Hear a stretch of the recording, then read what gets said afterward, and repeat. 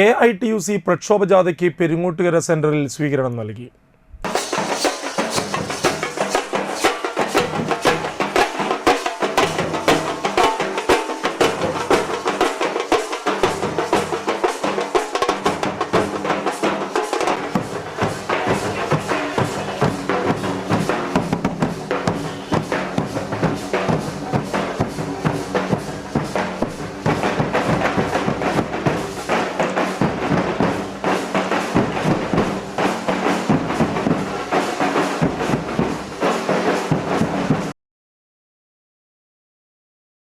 തൊഴിലാളികളുടെ വിവിധ ആവശ്യങ്ങൾ ഉന്നയിച്ചാണ് ജനുവരി 17-നാണ് പ്രക്ഷോഭജാഥ നടക്കുന്നത്.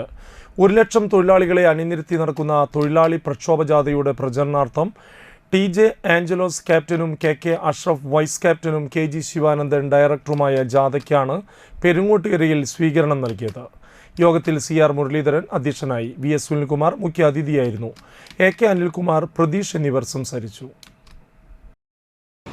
AITUC എന്ന സംഘടന സ്വാതന്ത്ര്യ സമര കാലഘട്ടത്തിൽ തന്നെ രൂപീകരിക്കപ്പെട്ട പ്രസ്ഥാനമാണ്. 1926-ലുണ്ടായ ബ്രിട്ടീഷുകാരുടെ കാലത്തുള്ള ട്രേഡ് യൂണിയൻ നിയമം ഇന്ത്യയിൽ കൊണ്ടുവരുന്നതിൽ നിർണായക പങ്കുവഹിച്ച പ്രസ്ഥാനമാണ് AITUC.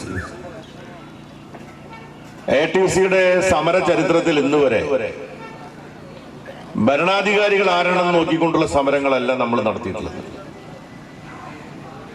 ഐതിഹാസികമായ പോരാട്ടങ്ങളെല്ലാം തന്നെ തൊഴിലാളികൾക്ക് മനുഷ്യനെ പോലെ ജീവിക്കാൻ വേണ്ടിയിട്ടുള്ള അവകാശങ്ങളാണ്.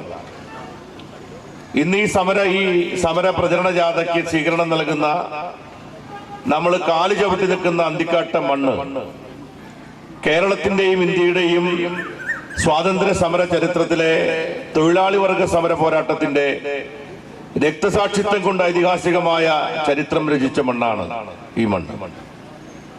അന്തിക്കാട്ടെ മണ്ണിലെ സഖാക്കളോട് AITUC നടത്തുന്ന പോരാട്ടത്തിന്റെ സമര ചരിത്രം പറഞ്ഞു വരേണ്ട കാര്യമില്ല.